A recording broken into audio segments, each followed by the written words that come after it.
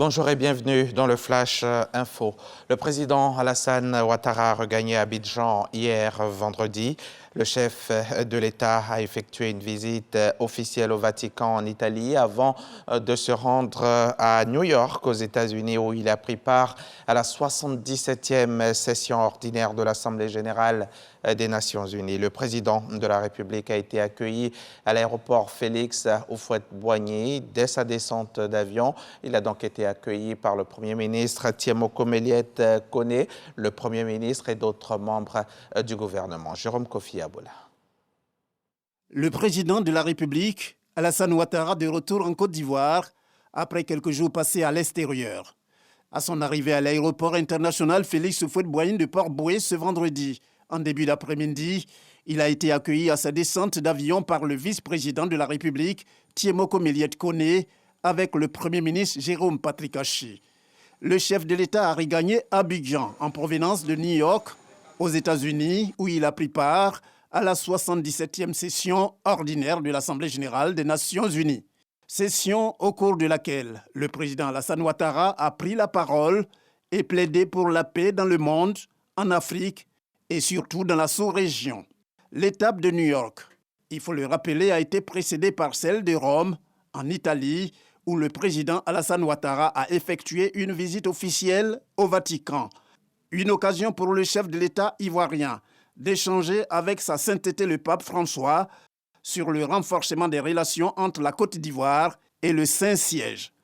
Il a également été reçu au cours d'un déjeuner de travail par le président de la République italienne, Sergio Mattarella. Un reportage signé Jérôme Kofi Aboula. Venons-en maintenant à la première session annuelle de l'Association des producteurs de caoutchouc naturel de Côte d'Ivoire. Une session consacrée principalement à la recherche de solutions urgentes à la mévente de l'EVA. Les producteurs souhaitent également une meilleure représentativité au sein de l'interprofession. L'enseignant Bakayoko nous donnera plus de précisions dans le 13h.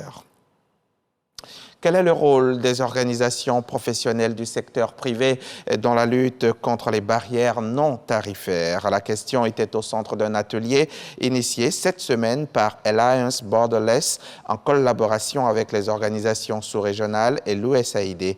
Il s'agit principalement d'engager les acteurs du secteur privé dans la lutte pour l'élimination des barrières au commerce en Afrique de l'Ouest. Le reportage de Dangui Dangui à suivre à 13h dans le journal. L'Union des syndicats des contrôleurs aériens de la SECNA, l'Agence pour la sécurité de la navigation aérienne en Afrique et à Madagascar, avait lancé un mot d'ordre de grève. Elle réclame notamment la revalorisation des primes ou encore la formation continue des contrôleurs. Cela concerne 17 pays membres sur le continent. Une grève sauvage, selon la direction de la SECNA, basée à Dakar au Sénégal. Le préavis de grève lui court en principe jusqu'à demain dimanche matin donc. Pour l'heure, peu de visibilité pour la suite du mouvement. Des tractations étaient en cours hier vendredi soir pour tenter de trouver une issue à la crise. Les Italiens appelaient aux urnes ce dimanche pour des élections législatives convoquées en raison de la chute du gouvernement de coalition de Mario Draghi au cœur de l'été. Le dernier sondage donne gagnant l'alliance dominée par l'extrême droite et regroupant Fratelli d'Italia, la Ligue et le parti conservateur Forza Italia. Un scrutin qui se tient dans un contexte économique morose. Les derniers meetings de campagne avaient lieu hier, vendredi soir. Le président américain a assuré vendredi que les États-Unis et leurs alliés allaient infliger de nouvelles sanctions économiques rapides et sévères à la Russie si elle annexe des territoires en Ukraine dans le cadre de référendums qui se poursuivent. Ce samedi, selon Joe Biden, les référendums de la Russie sont un simulacre, un prétexte fallacieux pour essayer d'annexer des parties de l'Ukraine par la force. La boucle est bouclée. À 41 ans, après plus de 1750 matchs, Roger Federer a disputé son ultime match en tant que tennisman professionnel avec son rival et ami Rafael Nadal. Le Suisse s'est incliné en double vendredi durant la Lever Cup à Londres contre Jack Sock et Frances Tiafoe 4-6, 7-6, 11-9. Le maître a ainsi mis un terme à son immense carrière dans les larmes et sous une ovation à sa hauteur au moment de saluer les 17 000 spectateurs de la O2 Arena et ses millions d'admirateurs à travers le monde.